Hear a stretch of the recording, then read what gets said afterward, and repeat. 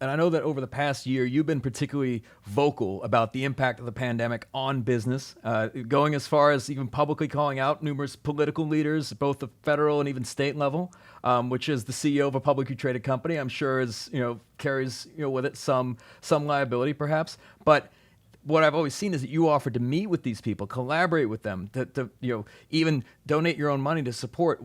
What was always baffling to me was that why weren't they all taking you up on it? Because it sounded to an extent like that was falling on deaf ears.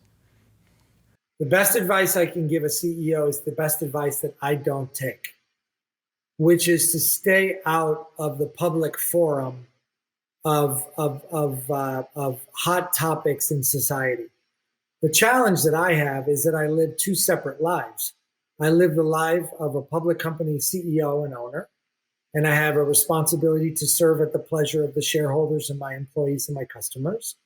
And I have a responsibility, maybe it's self-anointed or self-inflicted, I haven't figured out which one it is, to be the voice for people who don't have a voice.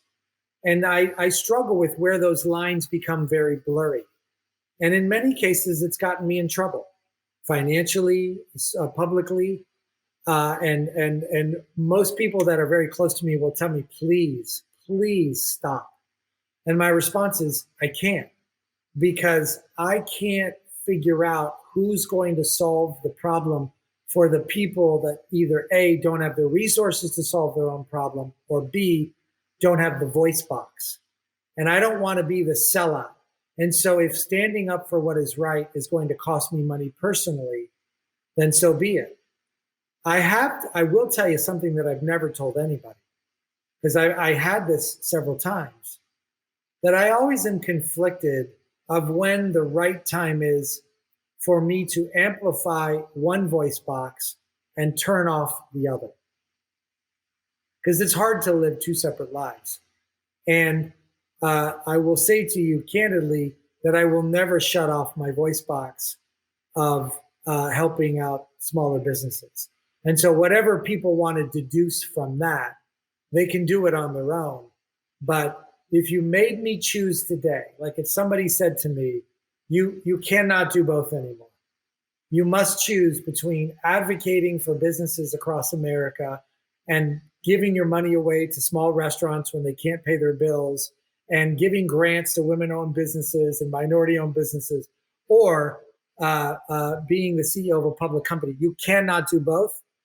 I can tell you that it would be a very easy decision for me. And it would be one that I think would give me the most important legacy of all. And that's not built on wealth, that's built on impact. That to me is ultimately what I want to be known for, is providing impact in a voice box, not getting to 10 billion or making $1 billion or 2 billion. Like, I get it. I get it. I get it. It's like, do I like the fact that the company makes money? Sure. But I like what I can do with the money more than I like anything else.